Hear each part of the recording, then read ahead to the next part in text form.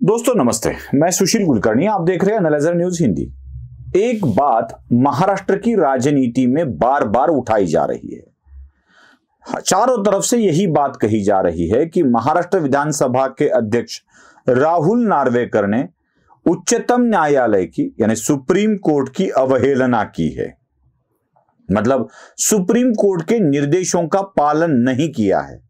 यहां तक कहा जा रहा है कि राहुल नार्वेकर ने सुप्रीम कोर्ट के निर्णय को ही घुमा दिया है और इसी के ऊपर फिर से एक बार सुप्रीम कोर्ट में जाने की बात हो रही है।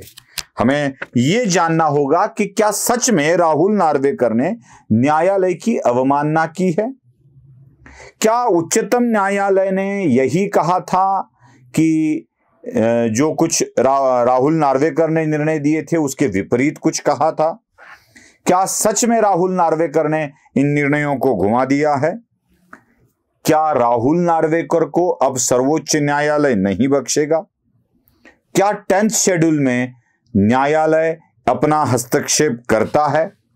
यह सब जानने के लिए जिन मामलों का जिक्र हो रहा है उस मामले की तह तक हमें जाना पड़ेगा।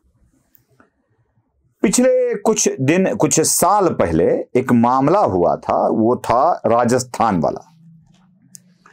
राजस्थान में मतलब ये फ्लैशबैक वाला मामला है, मैं आपको पीछे ले जाऊंगा और जिस किहोतो होलाहलन मामले का बार बार जिक्र हो रहा है वहां तक हम पहुंचेंगे और वहां से आगे बढ़ेंगे। मामला ये था कि राजस्थान में कांग्रेस के कुछ विधायक बागी बने हुए थे।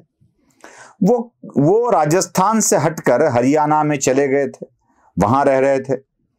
उनके नेता थे सचिन पायलट। सचिन पायलट राजस्थान के 18 बागी विधायकों के साथ राजस्थान को छोड़कर उस वक्त के मुख्यमंत्री गहलोत को हटाने की मांग कर रहे थे। मतलब वो पार्टी में अपना पक्ष रख रहे थे।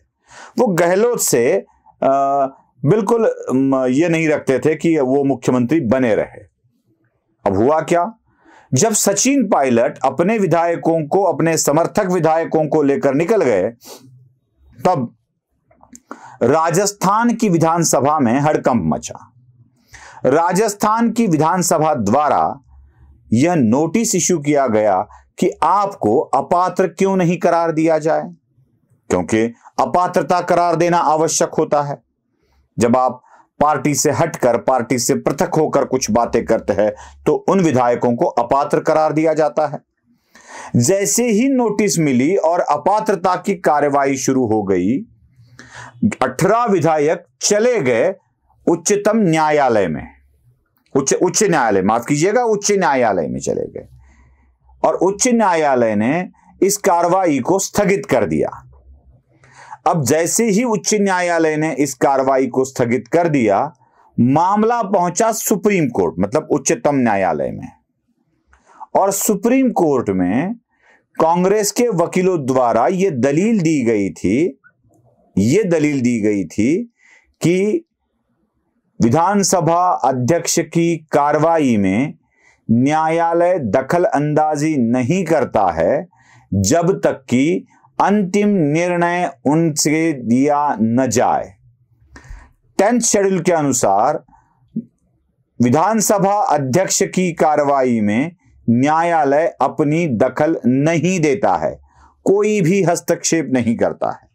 और उस वक्त जिस केस का रेफरेंस दिया गया था वह केस थी गोवा वाली किहोतो होलाहलन, जिसमें विधानसभा अध्यक्ष के अंतिम निर्णय तक उस प्रक्रिया में हस्तक्षेप न करने का निर्देश दिया गया था उच्चतम न्यायालय द्वारा।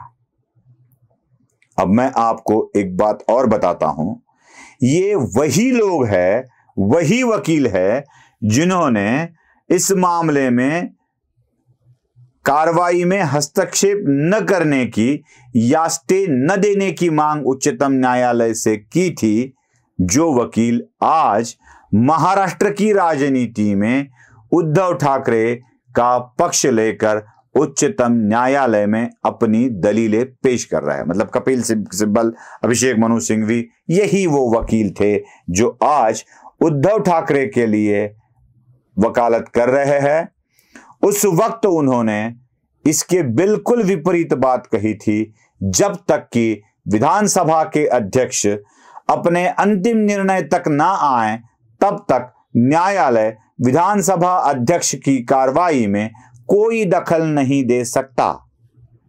लेकिन अब राहुल नार्वेकर ने सर्वोच्च न्यायालय के निर्णय का खंडन किया है, उसका विरोध किया है और उन्होंने अपना पक्ष रखा है या अपना निर्णय दिया है, यह बात कहकर उच्चतम न्यायालय की अवमानना करार दी जा रही है।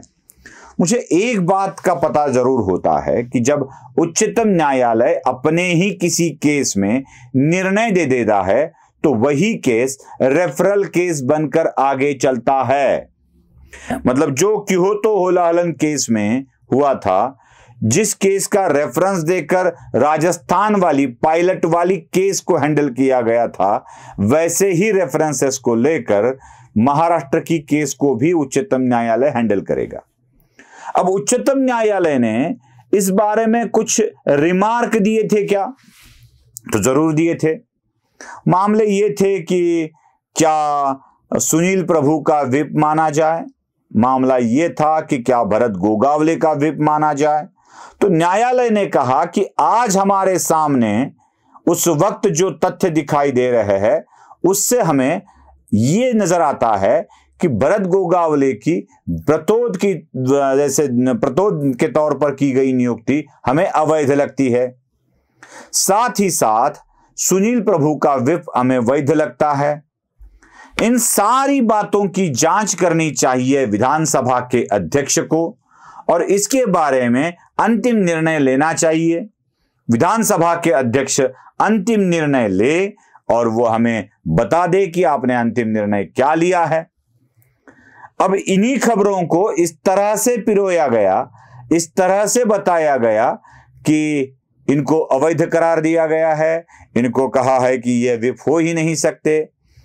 जो भी कुछ विधानसभा के अध्यक्ष राहुल नार्वेकर को निर्णय लेना था, उसी निर्णय को किस तरह से लेना है, किस किस चीजों को उन्हें टटोलना है, खंगालना है, किसका उन्हें अध्ययन करना है, यह सारी बातें बताकर सर्वोच्च न्यायालय ने विधानसभा के अध्यक्ष को यह निर्देश दिया था कि आप ही इसके अधिकारी है और इसका अंतिम निर्णय आप ही ले ले। जब यह निर्णय हो जाता है तब अपीलेट अथॉरिटी के पास जाने का अधिकार बच जाता है। तो विधानसभा के अध्यक्ष ने अपने अधिकारों के अनुसार 3 विषयों में निर्णय ले लिया है।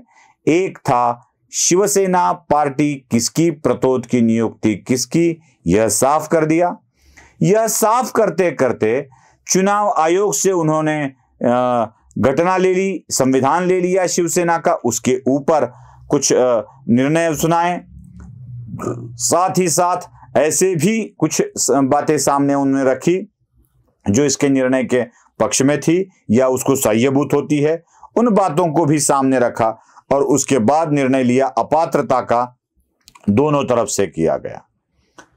अब इन्हीं बातों को न्यायालय की अवहेलना माना जा रहा है और उस तरह से पेश किया जा रहा है। सच बोले तो न्यायालय की अवहेलना कर कौन रहा है कि किसने है? उच्च न्यायालय में जो न्याय का तराजू है वह भंगार से लाया गया है, किसने कहा था? भारत की न्याय व्यवस्था सत्ता पक्ष के पैरों तले रगड़ी जा रही है, यह किसने कहा था?